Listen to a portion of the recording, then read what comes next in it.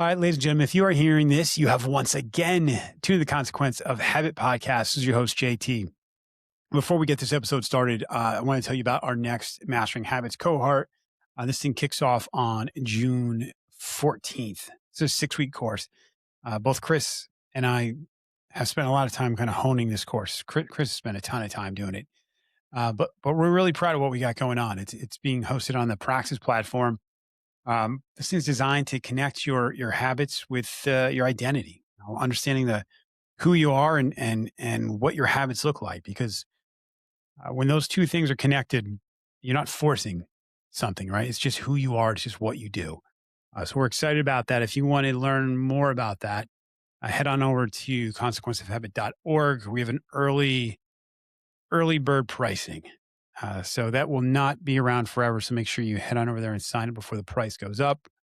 That's it. All right. This week, I sit down with my friend, my mentor, Scott Winter. Scott is the CEO and chief curator at Collaborative Commons. The guy's quietly been shaping how leaders, teams, and entire communities think and work together. Scott's story starts off just like, most successful people and who help people work with one another. He got into a fight in high school. He very well could have gotten expelled, but he didn't. He got sent to a leadership conference. Right, this one act is, I guess, punishment. Put him on a 4-decade path of facilitating rooms full of people and trying to think better, lead better, and live better. Today, we're going to get into systems thinking, what it really means to hold space for others, why meetings can literally drain the life out of you. I think we all have felt that at one point, or on the flip side, could potentially change your life. Scott also shares his thoughts on Stoicism as a spiritual practice and really emphasizes what it means to understand the circle of control. So if you ever wonder how to show up with more intention for your family, your work, and your community, you guys are going to want to check this one out. So without further ado, please welcome to the podcast, Scott Winter. All right, ladies and gentlemen, I'm sitting down here with Scott Winter. Scott is, well, first and foremost, he's a friend. He was introduced by Mr. Kevin Stark. Kevin Stark. Yeah, I just had a conversation with him. We're getting some dates together for some retreats. But you've gone on to not just be a friend, but somebody I reached out to even to be a mentor in certain aspects. And you are also the CEO and chief curator at Collaborative Commons. Did you come up with that name? I did. Yes, I did. What's the backstory on that? So, well, the mothership company is Brain Friendly Dynamics, right? Because I just always wanted to have fun with acronyms and what do you call it? Like Brain Friendly Dynamics is BFD, right? So I always think it's kind of funny. And my wife and I are thinking about starting a trust, and I'm going to call it the Winter Trust Fund, like WTF. But anyway, the Collaborative Commons really came out of it from the work that I do in the collaboration space. Is really, if you've ever read the book or this idea of the tragedy of the commons is when a community of people, they go and they just pretty much either overfish or overlog or whatever. It's like the tragedy of coming together. And it's like, well, the reason why that's happening is they're coordinating and not collaborating. They're not working together, looking at the long view. And so I really started to distill down kind of the work that I do in really two levels. One is helping people collaborate, but then also creating a space where people like yourself could be a part of the commons in the human performance space, because that's one of the areas that we focus on. So it's kind of like an aggregate of people who are doing work in individual development, organizational and team development. And so it's finding good clients that want to build capacity, and then partnering or partnering with people like yourself and people in the other spaces that I want to work with, and then add value to our clients, our communities, the country, whoever wants to hire us, so that we can be like, I'm working with a retired town manager that I used to work with for years, doing some process triage work, and he's got a safe place to land. Like, he's looking for a second career. Got retired, and now he needed a place to land, and I have a great network and I have a good book of business, and so just helping him develop and grow into his consulting wing. So it's that's kind of how it's come about, really. Yeah. So. Scott, before we move any further, what's your background? I mean, how did you even How did you even get this sounds like it might be a long answer, but, I've just been really interested in what you're doing around systems and collaboration, and I'm thinking, like, how does somebody even is that a major in college? Like, how does that what does that So, look like? well, I think I shared this with Chris when I was on his podcast, but it all really started my freshman year. Honestly, I got into a fight. That was my story, and I got instead of getting expelled, I had to get involved. I had to get 50 signatures to get into student leadership or student government, and it was a small. I went to a small high school in Northern California, and they just started that year a leadership class, and so the vice principal at the time, basically gave me that speech of, Mr. Winter, I see more in you and you see in yourself, so Sure. I'm going to give you a chance. So here's your assignment. Here's your punishment. So instead of getting expelled, I got to go to a leadership conference, and I got involved in this youth leadership organization. And at the time, it was called the California Association of Student Councils.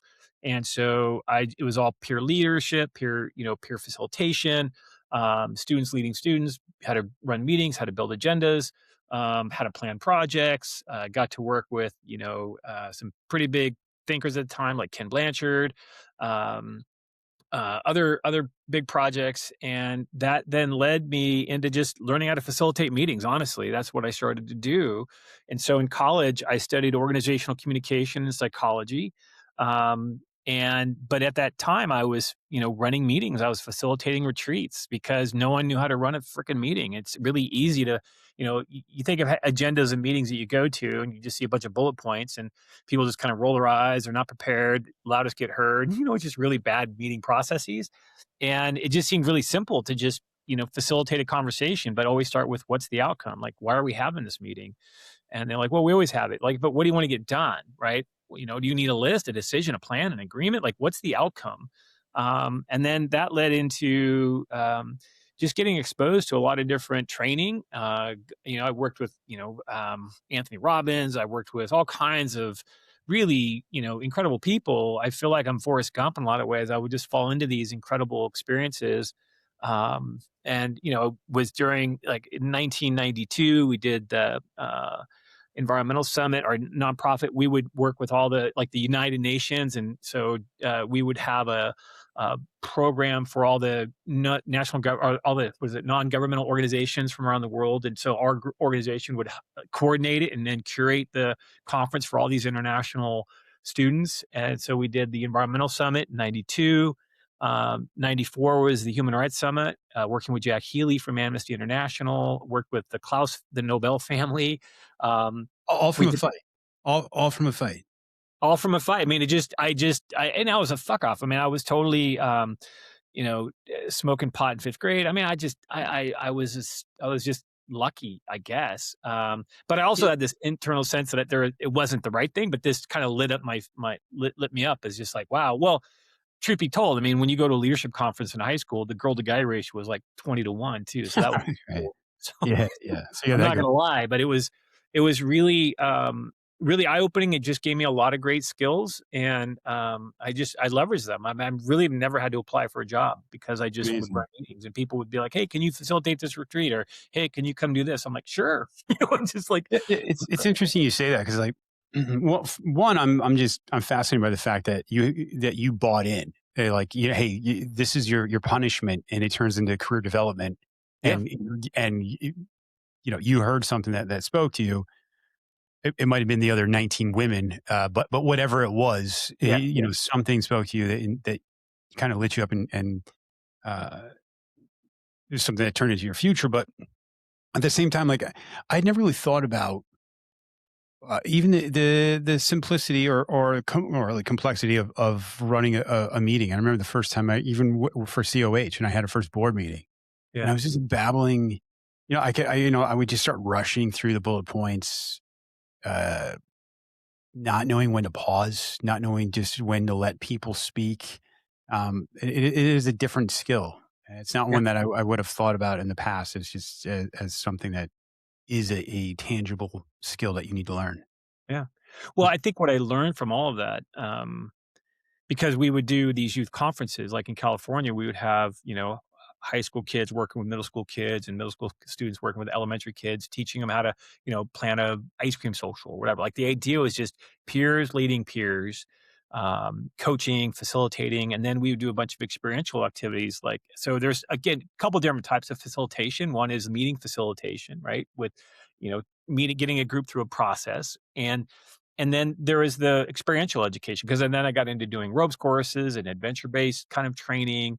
And that facilitation is a little different, but it's still, you have an event and then you got to make sense of that event. And so you're facilitating a conversation around, so what happened? What did you discover? What did you feel? Where else did those things happen? Where else do you feel those things? What might be the pattern here? What can you learn from that? And next time that shows up that way, what would you do differently? Like taking them through and I realized that whether it be a meeting or a learning journey, it's really just helping people think, honestly, really is. And so I think when I was 22 in college, I started a company. My first company was called Think Inc. And it was a picture of Rodin, the thinker, right? And it was Think I period N period C period. So I wasn't incorporated. It was just Think Inc. Innovative, new, creative. It was just something a 22-year-old who was young and dumb would think of. But ultimately, that's what I realized, that if you have people's brains, you pretty much, and if you're helping them think so they can make better decisions to get better results, that is like the best gift you can give anybody. And then, of course, because I was studying communication in college, one of my professors gave me Plato's Dialogues as part of my course of reading, and there's a section in it where he's describing Socrates as using a maieutic method of facilitation. Basically, maieutic means of or pertaining to being a midwife, right? Which is, you think about what a midwife does. She creates space for life to be born, but who leaves with the baby, right? It's the mom. It's not my baby. And so I also realized that the work was really about creating a safe space for people to think together, to solve problems together, and then leave with whatever solution that they had a higher likelihood to implement. Like we always say, if you write the plan, you don't fight the plan. People support what they themselves create, and really simple principles that have kind of kept me fed for 40 years. Is there a transition in your own mind from where you started into almost a self-development, or was it always more the thinking process? Because at the end of the day, I mean, it is a form in my mind, and you correct me if I'm wrong, it is a form of self-development. Absolutely. I mean, I think there's a big part of it is like being able to hold space for people was my own discovery. Like I had to that idea of imposter syndrome. Like, who am I to be in a room with, engineers from JPL that are putting the rover on Mars? Like who has the right? I'm like 27 years old. I went to Chico State, right? The Harvard of the West. What was the number one party school in the nation at the time? And I think that for me, I had to really just trust that I wasn't there to. It wasn't about me, honestly. I Yeah, yeah, I had yeah. to really. It was not about me. It was about getting them to solve for whatever they were asking me to solve for, and that's like even in the pre-meeting stuff. Like, what are your outcomes? What do you mean? Like, okay, when you leave the session, what are you hoping to have accomplished? And then they have to think about it, because they a lot of times they're like, we want to do a retreat, and even doing the ropes courses. I used to get pretty frustrated when the managers say, "Hey, we want to do a team building event." Like, well, what's the point? Like, what are you Right. hoping? Like, and Building that's why we team. started Praxis, right? It's like, what's the half life of a ropes course? Is like 5 minutes. So, um, I just got to the point where I want to get people to understand, like, a meeting could be a team building event, right? It's just, the idea is, how are we getting better in the moments that we're together in certain purpose of our mission. So, Yeah, um, even the clarity. Yeah, yeah, I get that. Like even understanding what the clarity of, not just a meeting, but on a bigger term, like communicating what a company even stands for, understanding that, and then kind of making it these small things. I mean, I've struggled with that before in the past. Like someone's, what does consequence of habit stand for? Or even with the board meetings, right? You have a board meeting, and it's like we can list everything that we did, but is that what I could have emailed that? Like, what is yeah, what are we actually trying to get to? yeah. Was communication something that always kind of came natural to you? Because just from my interactions with you, I feel like it probably did. I could, Well, I think part of it was out of survival. I mean, again, my mom was an alcoholic. My dad was fairly abusive, and I mm, think if you think of family systems, I was probably what was could be considered the mascot, right? I was like, you have the scapegoat and the hero, and then the mascot and the invisible kid. You have these different roles that you know assume in a dysfunctional dynamic, and I think it was all about survival in a way. It was like being able to read the tea leaves. Like I do a pretty good job reading people situations. And it was probably a coping as well as a survival strategy that just I was able to kind of hone in it as a craft that not only was able to be comfortable in my own skin, and that took time, of course, but being able to get other people to feel comfortable in their skin in my presence, like in the space that I'm creating and making it safe. And this was all before psychological safety was even a thing. It was like, do people feel comfortable? And it's amazing what happens when you ask a question. And again, I think that the key for me was just asking, and I think the same thing for myself. I mean, the brain will find the answer to the question that you ask of it, right?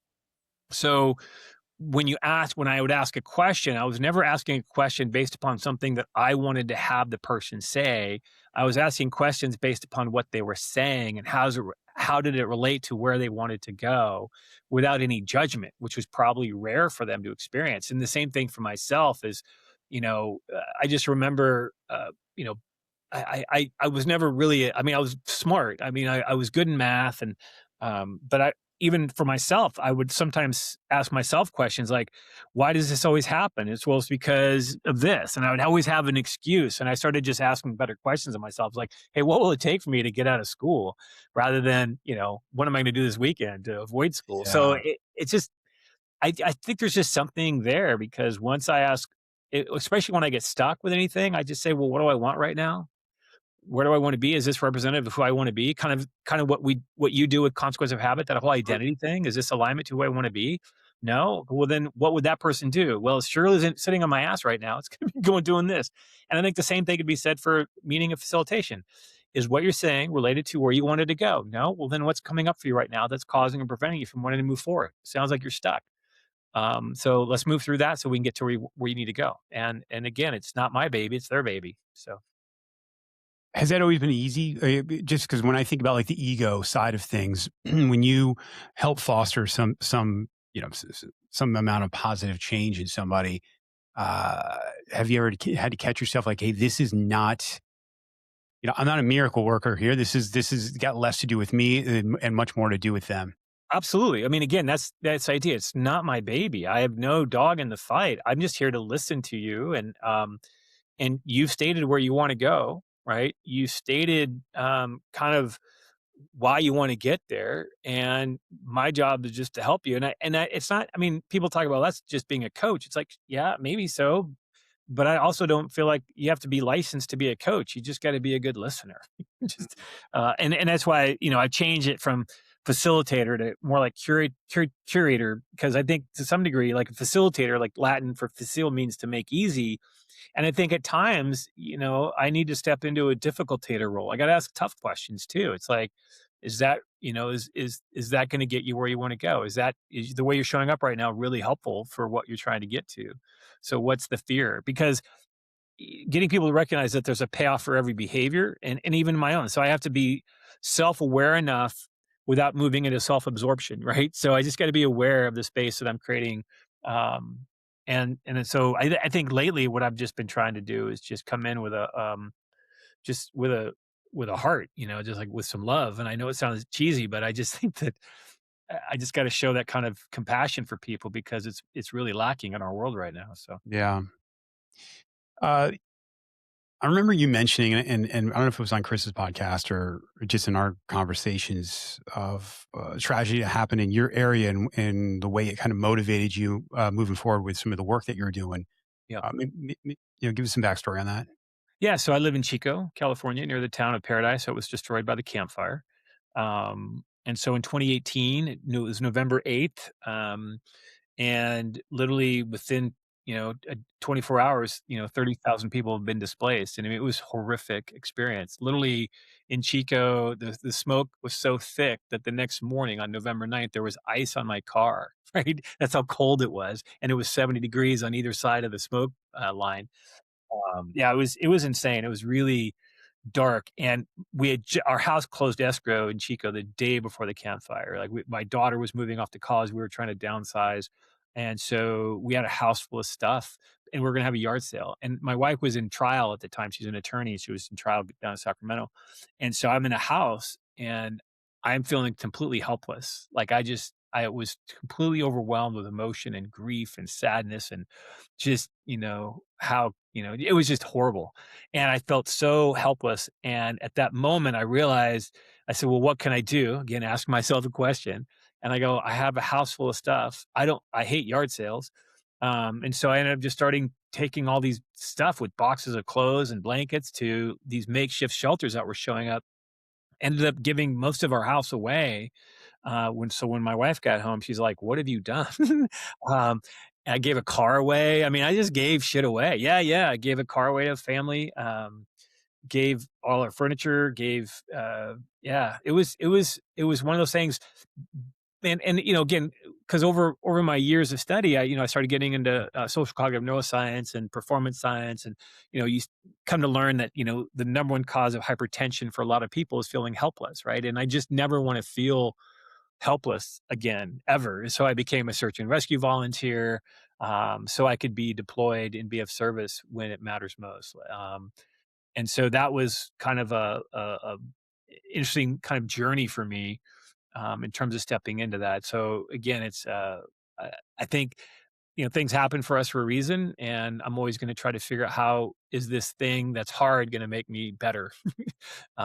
Instead of being in the victim role, I want to move into create something out of it. So, I think it's just the way I've been wired for my life because I used like I was like I said I was smoking pot in fifth grade, drinking, did a lot of stupid shit growing up. Surprised to be alive. A lot of my friends are no longer with us, because they've died of alcoholism or drugs so I've lost a lot of people and feel really fortunate that my punishment was going into student government. Yeah, Mostly. yeah. I mean, you mentioned that instance, but there's more to it, right? Because it's just that one thing alone isn't going to be life changing. I wouldn't think. I guess my next question is: given the circumstances you had, where a lot of people have gone through those same types of circumstances, this outcome of where they are in life, or if they're even still around, it could be much different. What do Absolutely. you what do you think? What are the mitigating factors in kind of the path that you ended up taking, other than maybe that weird punishment? I think part of it was the dichotomy between when I was doing stupid shit, how I felt about myself, right?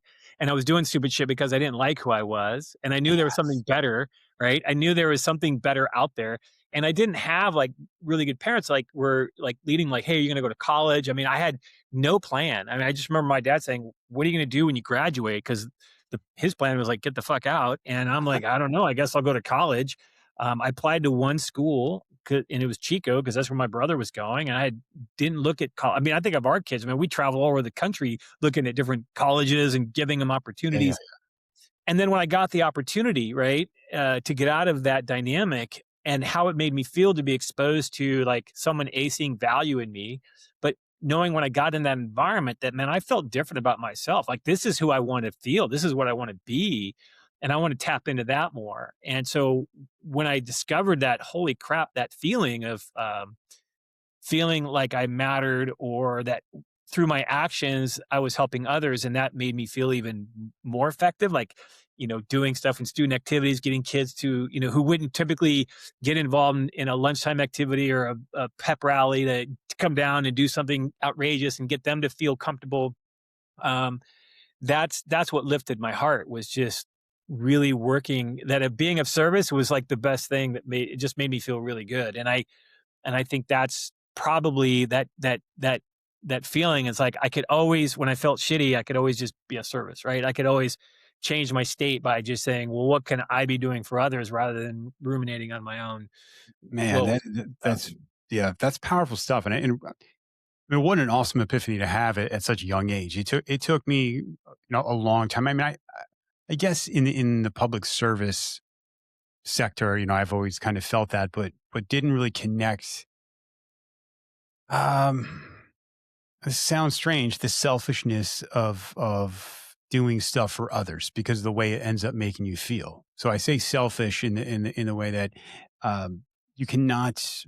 I haven't found another way to make me feel that way about myself than when you kind of give service to others. Yeah. And I don't know. Well, I mean, you think about it. I mean, you being in public service, I see a lot of people go into public service, but then they get bogged down in a bureaucracy. Like you see it with school teachers. Like Yeah. they want to make a difference in kids' lives, but then they have to deal with the administration. They got to deal with all the rules. They just get beaten down. It's like that's not what I signed up for. And so I think that when you have environments where that the thing that you want to become is squashed because other people are using it for their own inane purposes, it's like it's just that's where it becomes really disheartening. And I remember I used to do a lot of working a lot of federal contracts in the last few years and then lost everything last year. I just remember a lot of employees would they'd been working for 10, 20 years in a federal agency would be like, you know, I how would I ask the question? Because I would teach leadership in those courses and stuff. And it was amazing how many people felt like that just they were just feeling helpless. Like they just felt helpless in their jobs. And I could think of a shittier feeling, like to go to work and not feel like you're making a difference, right?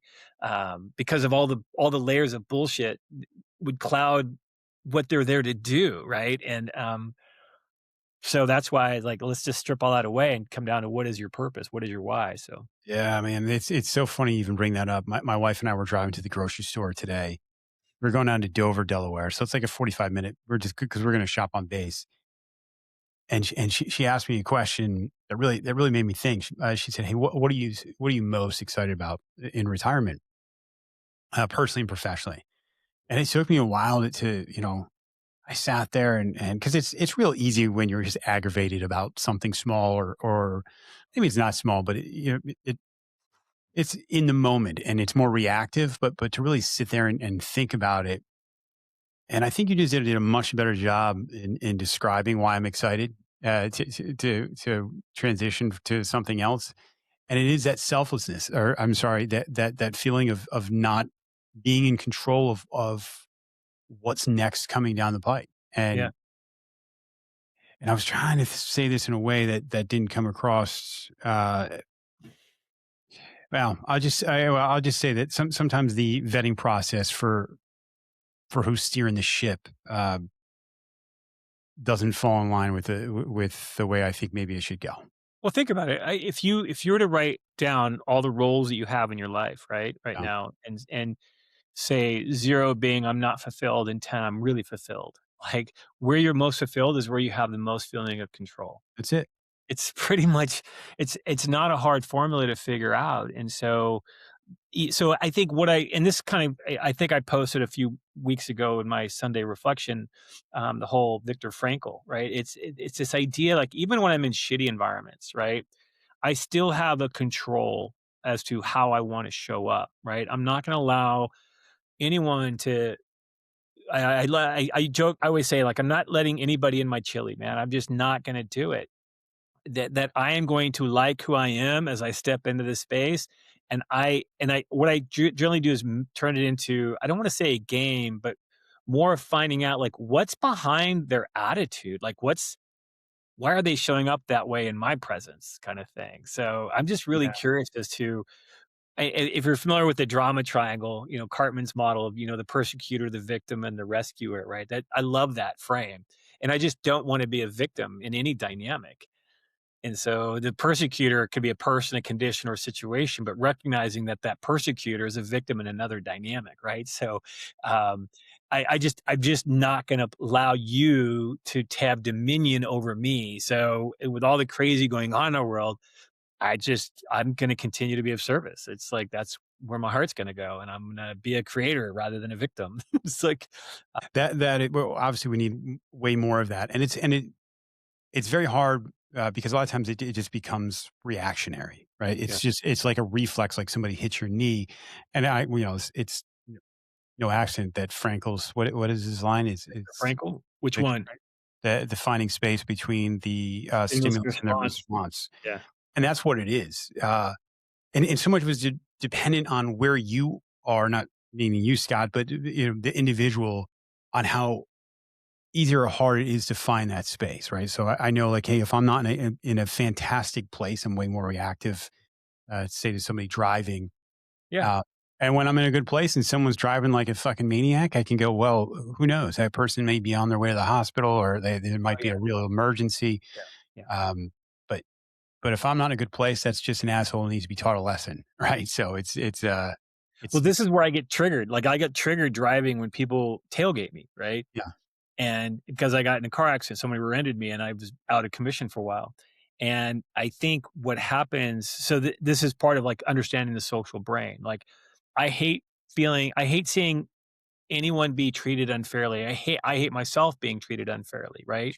And we know that when people perceive something as unfair, it activates the disgust network in the brain, and then all bets are off of acting human towards the other person, right? yeah, Because first of all, I see you as other, fucking asshole, yeah, and so you're doing this to me, so I'm going to be flipping you off, and I'm gonna, it's like that doesn't add any value. But I have to catch myself now because I know that is a pattern for myself to be able to just like, oh, I'm not they're in my chili right now. I don't want them yeah, in my chili right, because I make a really good chili. So I just kind of try to reframe the game in those moments, but ultimately it's like as soon as I start to feel the trigger, I'm trying to work on the reframe. And again, I'm fortunate. I mean, I'm so fortunate. I'm a white guy. I'm blonde hair, I'm blue eyed. I have so many other factors that I don't have to deal with half the shit that women have to go through, people of color have to go through. I mean, so if anything, I'm a better ally, I'm a better support, I'm a better partner for folks who may not have the same reps that I've had, the same opportunities that I've had. So I mean, I'm talking from a place of privilege in a lot of ways because I mean, who knows? I could have been in an inner city school or some other school, and I would have been expelled and would have gone to a continuation high school. But I had that one sliver of opportunity that changed the complete trajectory. So, in college, I worked in juvie, and I remember working with kids who would come out of places that were hell. I mean, it was brutal, what these kids have lived through.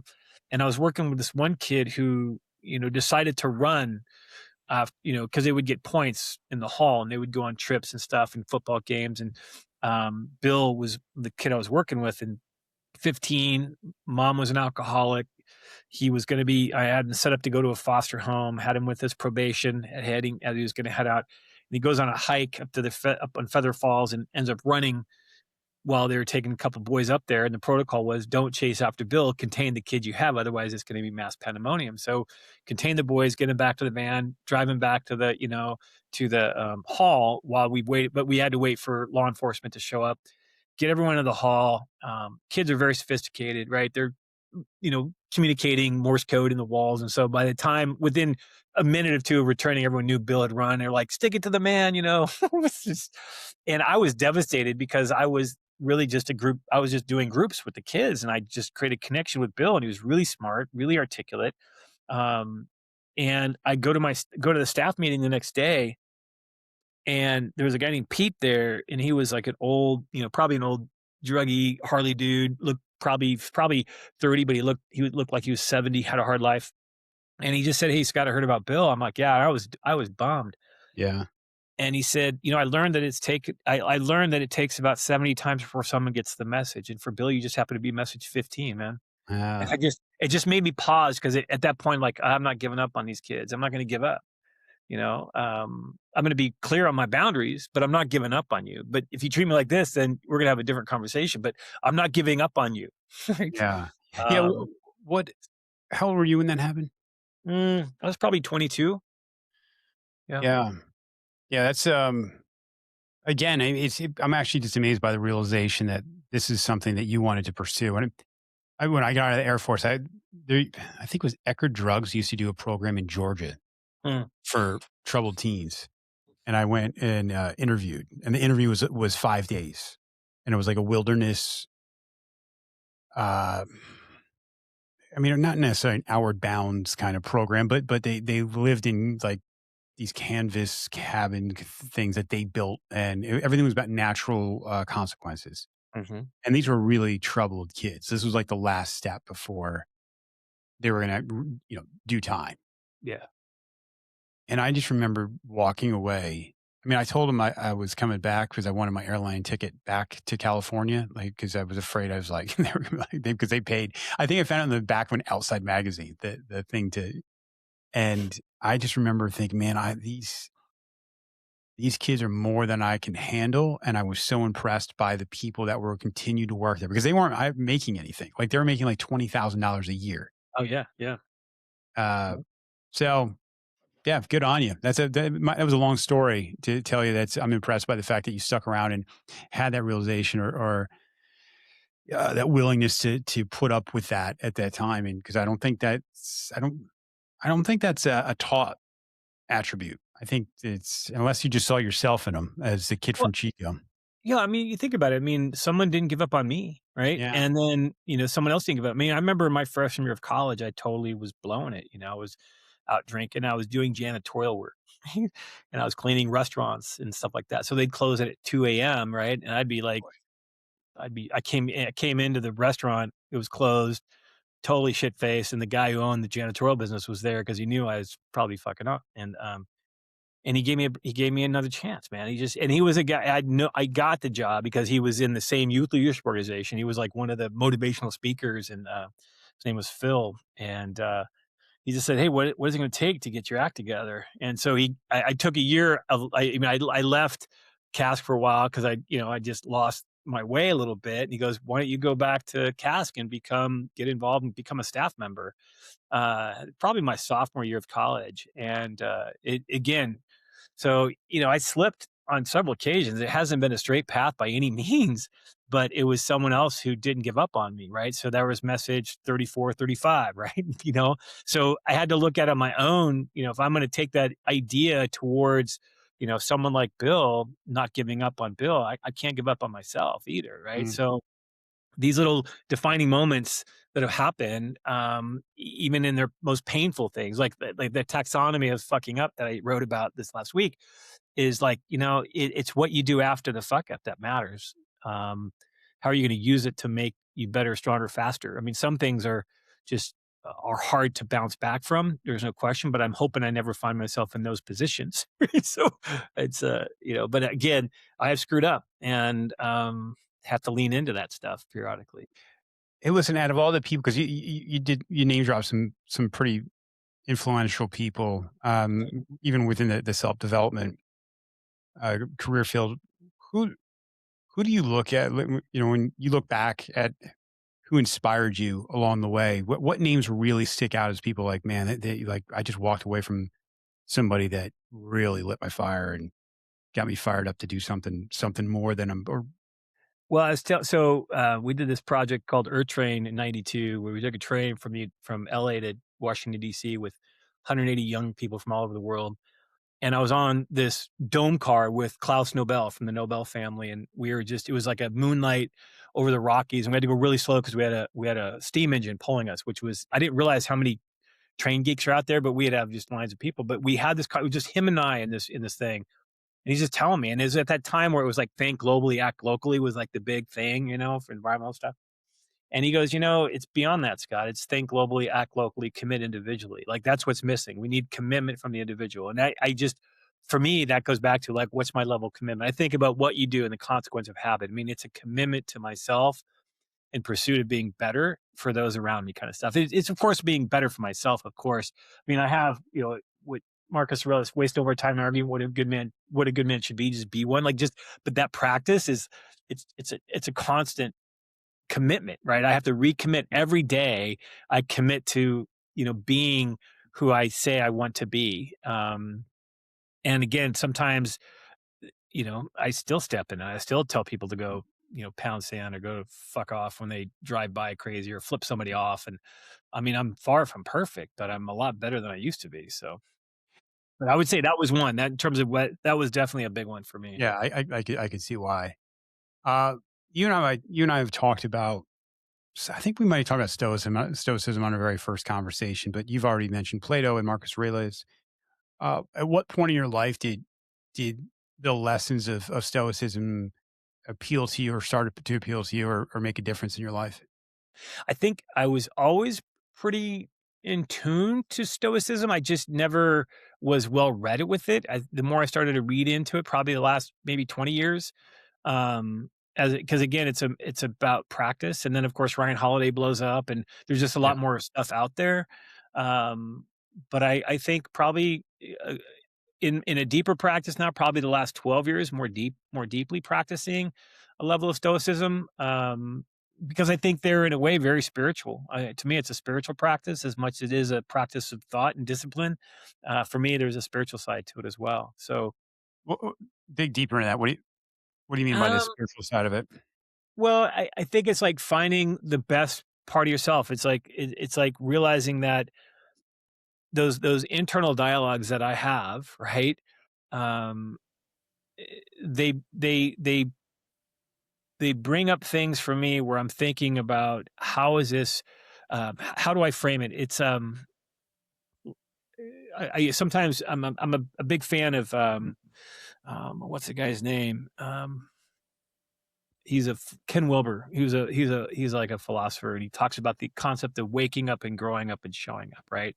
And I think stoicism is a big part of that. It's like this idea of having an awareness, and then having to practice that awareness in the day to day, so that it becomes something that I just am consistently doing, knowing that at some point life's going to slap me in the face and it's going to be another wake up call, right? So there's never a level of perfection, but a level of practice. And I think stoicism is just a practice of in pursuit of just being better for the moments that you find yourself in, or the moments that I step into. And I think I've shared with you, like, for me, it's not just about having a to-do list anymore. It's really that to-be list. It's like, how do I want to be in this situation? How do I want to be as I step into, getting into rig and heading to a search or rescue situation? That I have to be calm, I have to be focused, I have to be alert, I have to be these things before I can do those other things effectively. And so I would say that to me it's a spiritual practice. For me, that's how I kind of view it. I agree, and that's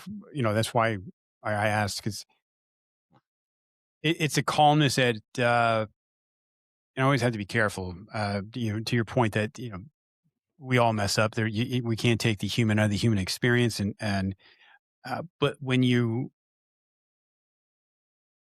going back to habits, when your habits fall in line with your values and your identity, there's a calmness that comes over you that to me is part spiritual. When you can sit there and uh, like the person that you are, not what you want the world to perceive you as. And I think that can be, especially in today's world, that can be a difficult thing to do. So Yeah, well, it's interesting. I remember when we used to do the ropes course stuff, we would always say, step outside the comfort zone, right? And uh, you had inside the comfort zone, outside the comfort zone. And we talk about, like, what does it feel like to be inside the comfort zone? Everyone's like, yeah, it's comfortable, blah, blah, blah, blah. Of course, it's comfort zone. What do you do? Things you do in the comfort zone, like watch TV, whatever. And then, okay, what's outside your comfort zone? And I would always frame it like things you've been wanting to do for the last 20 or 30 years, but the little voice kept pulling you back. Like, what is the things that outside that you really want to? And then the question is what's outside your comfort zone worth what it's going to feel like to get there? Like that level of, and so when we were doing, we would talk about the image factor, which was the fear of image, which is, how often image gets in the way for people. And I think it goes back to the social brain, where are they going to reject me, ignore me, humiliate me? I mean, those are really significant pain points for our nervous system. And so, and that's why I think some of the stoicism, where I don't know if it was Cato, but one of them would dress completely outrageous so that he would develop, so people would ridicule him. And he goes, that's the, that's the best they can do. I mean, that's like, he would train himself to be able to handle people giving him shit. And it's funny because I think that's, in some of the work I do, there's a model. We talk about just being open, right? And so, like, if there's me and there's you, I have my level of awareness, and then I have a lot that I'm not aware of in terms of you specifically, for example, in our relationship. So I want to increase my level of awareness. And all I'm going to do that is to be present. But one of the ways I communicate is I'm very circuitous. I beat around the bush and be inauthentic, be tactful, all these other things. Or I can withhold, and I'll say, or I can just be right, direct, open, and honest with you. And I ask people, I say, why aren't people more open and honest with other people? And people are like, well, you don't hurt their feelings and da da da. It's like ultimately, if the question is, can I cope with how you're going to respond to me? Right? Can I cope with the ridicule that I'm going to go outside my comfort zone and start doing something different that's not normal for my family? I remember I came home after eating a I was getting into whole keto a number of years ago, and I went to Dallas, ate this keto chocolate cookie. It was freaking insane. And so I wanted to figure out how to make the perfect keto chocolate cookie. So I go to the S&S Produce, buy a shit ton of like palm oil and all these just really incredible ingredients. Yeah, $500 later, I end up cooking the entire weekend, and my kids thought I was losing my mind, right? And I'm like, it's chemistry, kids. And I'm like this mad scientist. And I'm Sure. like, and I really didn't worry about how they felt about me. It's like, I'm gonna figure this out because it's gonna be good for my health. And I get my health down, then I could be even a better parent for you. That's why I'm doing this. It's like, Yeah, and yeah, I'll yeah, take the ridicule, I'll take all the teasing. Because it's not about you, it's about me being better for you.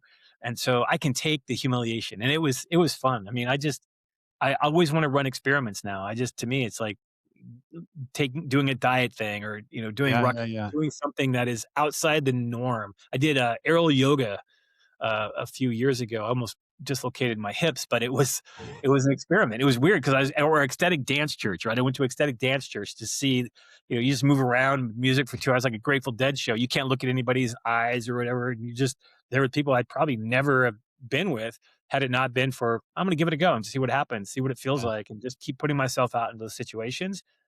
Um, you got to practice that stuff. You got to put yourself in uncomfortable Well, situations. so we both practice breath work. We or have in the past, and I feel the same way around like the Wim Hof style breath work because even I've facilitated different workshops around it. I've gone through them, and your body will do some fucked up stuff. And so man, it was embarrassing. I think my son came down, and I'd been putting in a real session, and sometimes you start to go out a little bit in these, and you know, you're not there. I just remember he's like, "What the fuck is going on down here?" I'm like the lead singer from In Excess, so yeah, like it is very strange or uncomfortable, especially being the kid of an alcoholic, where, Yeah. where we spend all this time just trying to fit in, trying to get approval, um, and then so to put yourself out there doing some really strange stuff and being comfortable with it is, I don't know, it doesn't come natural for me, and I'm trying to get better about it. Yeah. Well, I Because mean, doing this podcast is a great example. The first one you produced, you're probably like shitting bricks. Like, were people going to like it? It's like, or writing something as a post or blog. I mean, any of that stuff. You're putting something out there in the public domain. You never know where it's going to go, though. yeah, And so I'm okay with ridicule. People could go tell me to pound sand. It's like I'm not writing it for you. I'm writing it for me. It's yeah, an expression of what's in my heart in the moment. And if you don't like it, that's okay too. I don't count. I'm not like tracking. I just want to add to the noise. I do want to I have to have some sort of presence in the domain. I don't feel like selling on LinkedIn. It's the only one I use. So I'm just going to write. I like to write. And so that's like my medium. And yeah. people say, why don't you do this one and this one? It's like, I don't want to add to the noise. You know how many people are on what's that new Substack? There's a fucking a That's billion nice. people on Substack. It's like I can't get through all that. I don't want to add to the noise. So that's the other part is just figuring out like what's going to add signal versus noise stuff too. It's like Yeah, for me, that's my practice of grounding. What's going on the inside? I just want to get it out. So yeah. All right. So when we were talking about setting this conversation up, when this will be dropping is going to be the same time that Mr. Chris Norris and I will be releasing. Um, I don't even know what we haven't decided a name.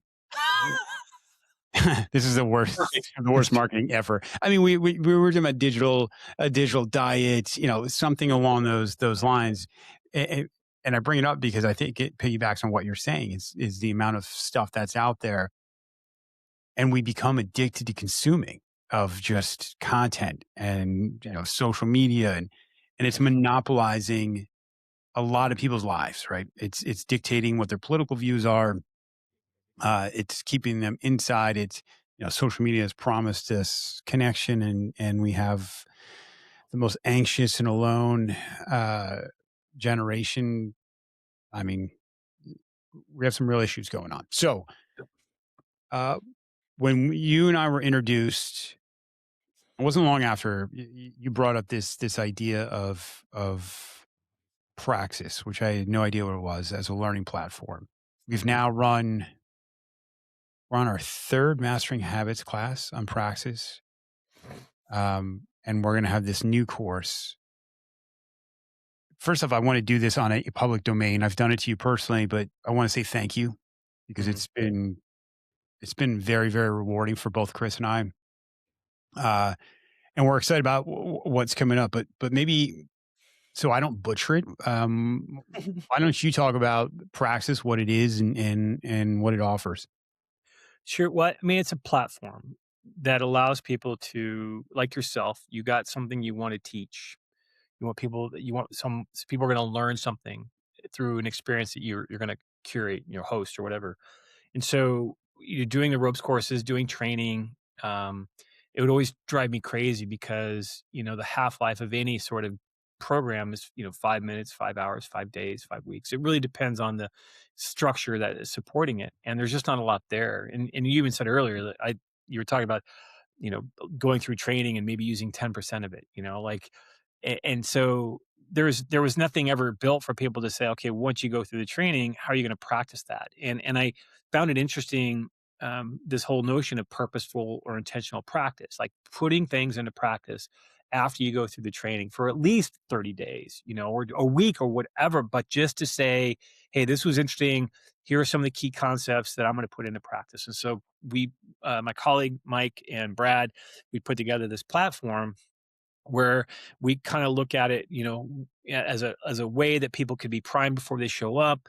They can use it while they're going through it, but more importantly, they can practice afterwards. So we call it prime, participate, practice. Is kind of this learning journey platform that supports, let's say, your programs that you're doing, right? So what do people need to come in with? What do people need to, so we don't spend the time like, what do you want to get out of this session? Just freaking already know that before you get in the room, like, and then when you're together, run the experiment, like do the work, and then practice that after you're done. Praxis is that platform that allows people to kind of continue on learning after the learning. They put into practice what those key concepts are, and we design it so it's no more than 14 minutes a day, of content.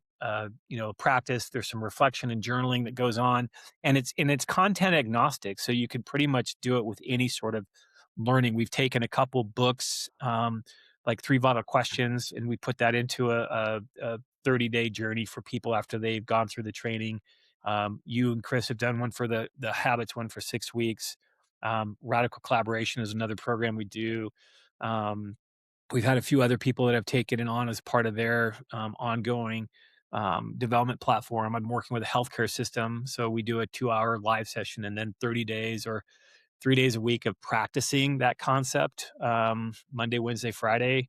Friday being a wall of wind, so they can recognize and give each other prompts, and they do it in a cohort.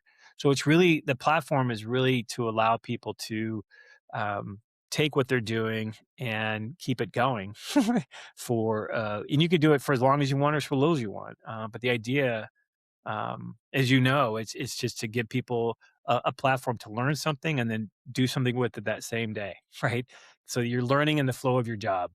Yeah, because it tricked me so many times when we started holding events. Like people are so fired up. Like we'd hold a speaker series event, and we'd bring in amazing speakers, and people are like, "Ah, this was life changing," and it wasn't. Like it was inspiring, and somebody's got an amazing story. But unless you're finding a way to incorporate these things into your life on for however long, it's just exciting. Yeah. Yeah, Well, and it's that idea of I've woken up, man. This is a really cool feeling. And when I'm awake like this, I like who I am. I mean, it goes back to that. I like who I am. I feel good about myself with this content. Man, I could totally see it. And then it's that then growing up. It's like it's doing the reps. And I think this is one of the things that I keep finding is that, in flow, right? Stages of flow, the first stage is struggle, right? You can't get to a high performance state until you struggle. And I think, or you can't learn until you go through agitation. And it's because your neural circuitry just isn't wired. So it's just automatic, right? That's why, so you got to do the reps in a way. And I think for some reason we have in our society that if you're struggling, the default is there's something wrong. And I think in habit acquisition, you have cue, behavior, reward. Why aren't we saying the cue is the discomfort? It's part of the The process. the cue is the discomfort to actually do that thing that we talked about yesterday, or to do that thing that you're going to be focusing on today. You ride bikes, right? So the thing that I like to do when I'm riding road bike and I'm going up and I'm cresting a hill, what I love to do is I love just getting up out of my seat, just pounding up to the very top, and not stop at the very top, but stop on maybe 10 meters on the way down. So I have even a quicker downhill. And so it's kind of the same thing. It's like, man, I'm it's really hard to get up to thing, but instead of like just getting off my bike and walking it and said, fuck it, I'm just gonna just pound it, because I'm training my nervous system how to persevere when it gets hard, right? And I mean, I was an endurance runner back in my 20s, so I think I have kind of an endurance mindset. Um, but I think that's a big part of it. And I think some people feel like if it's hard, there's something wrong with them. It's like, no, the hard is the lesson. It's like, Yeah. and I think what we're trying to do with Praxis is just give people permission to, um, give people permission to experience that, but also be supported by those that they're going through it with, right? And I think that's the journey that we need to be on with each other. So that's Yeah. what the platform is really there to do. Yeah, I did a solo podcast, which anyone who listens to this knows it's not something I'm super comfortable with. And I did one just on that, and it was growth through friction. The growth Mhm. doesn't happen unless there's friction. And Yeah. for the, I mean, it hasn't for me. Yeah, those lessons don't always come easy, but they're the ones that stick the most. Yeah. Again, it's your. I would I would love it if people just spent more time learning about their nervous system, right, and their biology rather than the psychology of it all. Because again, it's just a thought. And um, it, one thing that I've learned in terms of working with like Stephen Kotler and the Flow Genome or the Flow Research Collective is like something he said is like, our personalities won't scale, but our biology does. So if I get myself where I'm feeling good, that's scalable, right? So and then if I'm in a state of flow, I'm 5 times more productive. And so why wouldn't I want to be training for that? Because I do want to be more productive in my life, in my family, in my community. And so not that I'm not striving for perfection per se, but I'm definitely trying to optimize. Yeah. I'm pushing 60 now. And so I want to be able to live a good life, at least as good as I can. And it just requires me to keep sharpening the saw. So, Yeah. Let's even on that. Let's talk about some of your daily habits, and maybe we'll use this to kind of wrap up the conversation. But Scott, what do your daily habits look like on a perfect day for you? And you're still in Chico now, right? yep. Yep. So you're in a beautiful area. Talk about what your daily habits are. Well, so I definitely have I plan out what my let's say for today. I'll give you my today. I woke up. It's about 5 o'clock. Got out of bed. My daughter just moved out. She's been living up here with us, and she moved in her own place this last weekend. So I converted her room into my. I got my red light therapy in there. I got my yoga Nice. mat. I got all. I mean, I've dialed it in. She goes. You didn't wait long. I'm like, no, I was waiting for you to get out. Uh, but it's I went in there this morning. I did my all my postural training because I tore up my back pretty bad. But I did all my mobility stuff. Went out, made my coffee. I don't get on my phone or computer for at least the first hour when I wake up. And then my wife went to go work. She went. There's a gym pretty close to us, and so I said I'll come get you with the dog. And we walked. And so we want to get the early morning sunrise. Get the sunlight in the morning. And then came home. I went for a swim. Got my 4,000 yards in, and then got back. Went over and saunaed. so, Wow. uh, and then I started my workday. So it's been about 2.5 hours just doing self care stuff. And then tomorrow, routine, I'll get up at 5, go to the gym. It'll be a weightlifting day. But I start when I get up though, I'll have a big glass of water. I'll eat up a banana, have a little carb before I go do the workout because I'm learning. I did the whole Trevor Cashy thing a couple months ago and just learn, nutrition techniques throughout the day. So I'm always trying to learn new ways. And then of course, throughout the day, I basically take breaks, walk my dog, play the dog, read, um, don't like to be on the phone, like to focus, get work done. I have a list of things on my to-do lists. And then evening, I'll basically I usually, I'm the cook, so I cook a couple meals every over the weekend. So tonight we're having some leftovers, but it's all good. We'll get done with eat. We'll take our dog for a walk. Read tonight, do some more stretching before we go to bed, brush, floss. It's always a debate. Do you rinse? Do you brush and then floss, or do you floss and then brush? But I'm a flosser, brusher. And then I know I floss, rinse, and then I brush. Um, and then read. I'm still not perfect at it, but I like to try to not to read in bed. I try to bed is for, sex and sleep.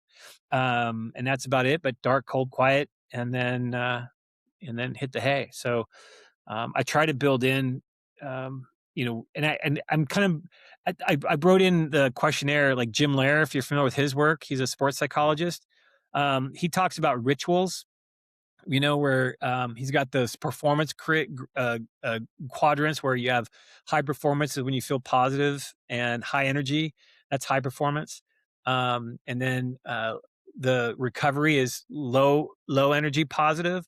And so what I really try to do is just go between those two zones through the course of my day, and that's been what I've been practicing.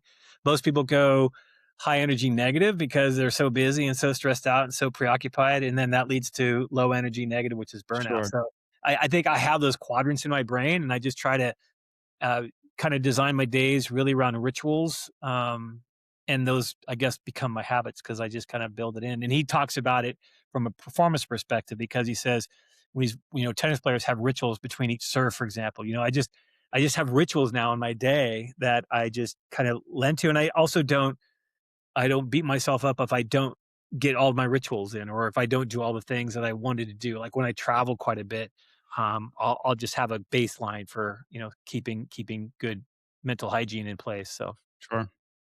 Awesome. I'll tell you what, Scott, that's an impressive list of habits, honestly. But, yeah. most people, if they could fit 2 or 3 of those in a day. I mean, we have some people on here that are the outliers, the unicorns.